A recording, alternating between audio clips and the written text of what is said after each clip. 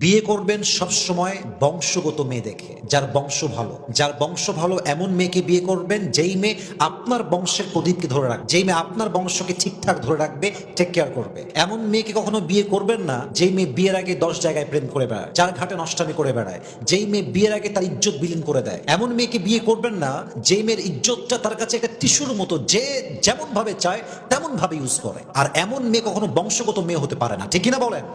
বংশগত মেয়ের কাছে তার চরিত্রের দাম আছে, তার ইজ্জতের দাম আছে, তার সতীত্বের দাম আছে। আপনি যদি চরিত্রহীন বংশহীন মেয়েকে বিয়ে করেন, আপনি তার থেকে পবিত্রতার ছোঁয়া পাবেন না, তার থেকে আপনি সতীত্বের ছোঁয়া পাবেন না। এজন্য যেই মেয়ে মেসেঞ্জারে প্রেম করে বেড়ায়, পার্কে গিয়ে প্রেম করে বেড়ায়, হোয়াটসঅ্যাপে 4টা বয়ফ্রেন্ড, মেসেঞ্জারে 3টা বয়ফ্রেন্ড, এমন মেয়ে কখনো বংশগত মেয়ে হতে পারে না, ঠিক কিনা বলেন? এজন্য বিয়ে করবেন অলওয়েজ বংশগত মেয়েকে দেখে, যার বংশ ভালো, যার আপব্রিঙ্গিংটা ভালো, যার লালন পালন ভালো হয়েছে, সেই আপনাকে একটা